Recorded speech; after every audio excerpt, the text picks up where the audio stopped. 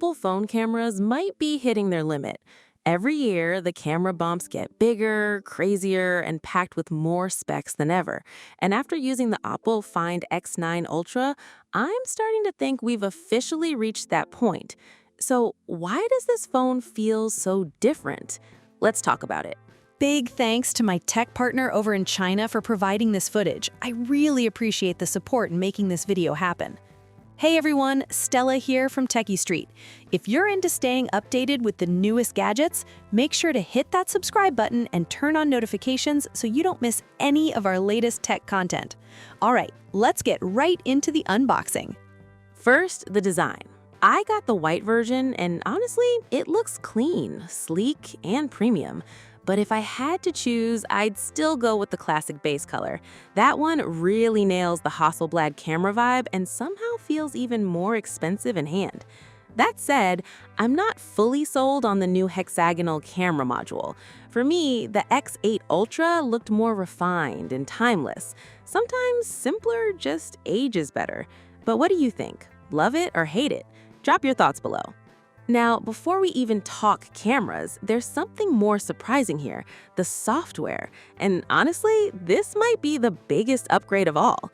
The new lock screen island feature sounded gimmicky at first. I mean, nobody buys a phone for the lock screen, right? But OPPO actually nailed the execution in ColorOS 16. There are two modes, capsule mode and immersive mode. Capsule mode keeps things minimal and clean, showing quick info without taking over your screen. Then immersive mode goes all in, keeping things like maps and live lyrics visible in a really natural way. And after using it daily, it's way more useful than I expected. When ColorOS 16 first appeared, it honestly felt like OPPO was chasing Apple's design trends. But now, it finally feels like OPPO has its own identity. You can see that inside Master Mode too. The big upgrade here is custom preset sharing, and this honestly fixes a huge problem with phone photography.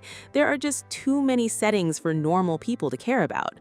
Now, once you create a look you like, you can save it, share it, and import it instantly with one tap. No rebuilding settings every time. OPPO also sped up gestures and filter switching, which sounds small but actually makes shooting way smoother. And these details matter.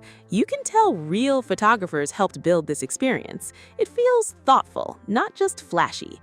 Now, let's get to the main event, the cameras. The biggest hardware upgrade is the new 10x telephoto lens. Ever since the Galaxy S23 Ultra, barely anyone has taken native 10x zoom seriously. OPPO finally brought it back properly. The new 50-megapixel sensor feels almost like having a real teleconverter lens inside a phone, and honestly, that's not even an exaggeration. If long-range zoom matters to you, the Find X9 Ultra is seriously impressive. But here's the crazy part. As good as the 10x lens is, I don't even think it's the star of the show. The real monster is the 3x periscope camera. OPPO put a massive 1.128-inch sensor inside it, one of the biggest telephoto sensors ever used in a smartphone. And once you see what it can do, you'll understand why this phone stands out. The real star here is the 3x telephoto camera. OPPO packed it with a huge 200-megapixel sensor, and honestly, this feels like the phone's secret weapon. I usually prefer wide-angle shots, but telephoto lenses have something special. They naturally remove distractions and make photos look cleaner and more focused. Add macro photography into the mix, and suddenly this camera becomes seriously addictive to use. It takes a little skill, sure, but the results are worth it. The main camera also got a huge upgrade. It now uses a massive 1/1.12-inch 200-megapixel LYT-901 sensor with an f.15 aperture. That means better light, better detail, and overall, the best image quality on the phone. But surprisingly, the jump doesn't feel as dramatic as the 3x zoom camera. Once smartphone sensors get this big, improvements become harder to notice in everyday use. Now, the ultra-wide camera is probably the weakest part of the setup.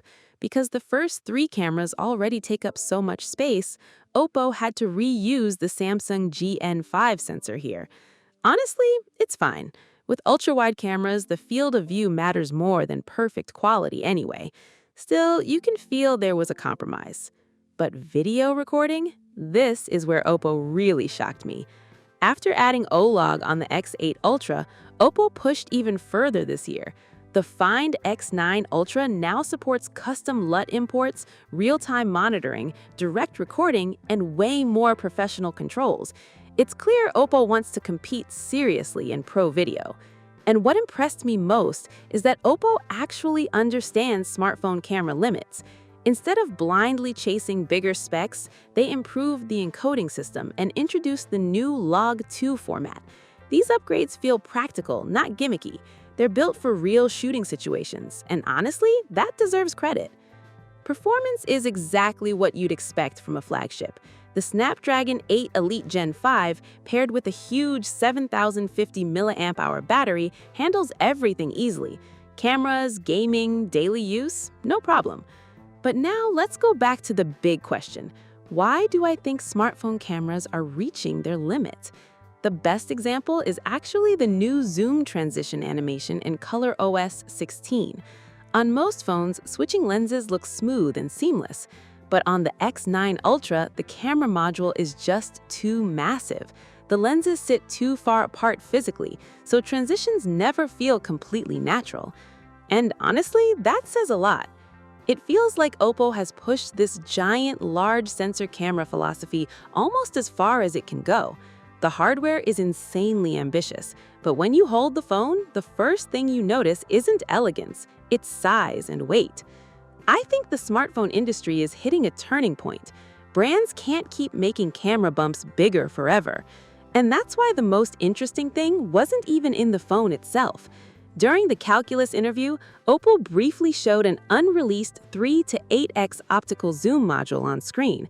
And honestly, that could be the future. A system like that could cover popular zoom ranges without needing this gigantic camera bump. And that's what fascinates me most about the Find X9 Ultra.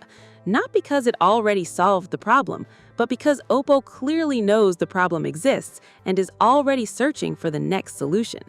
There's a real chance the Find X9 Ultra could end up being one of the last flagships built around this giant periscope camera philosophy. Will that actually happen? We'll have to wait and see. Alright, that's it for this video. The OPPO Find X9 Ultra starts at 7,499 yuan in China, around 814 pounds in the UK, and roughly $1,100 in the US. If you enjoyed the video, make sure to like, comment, subscribe, and share it. It really helps the channel grow. Thanks for watching, and I'll see you in the next one.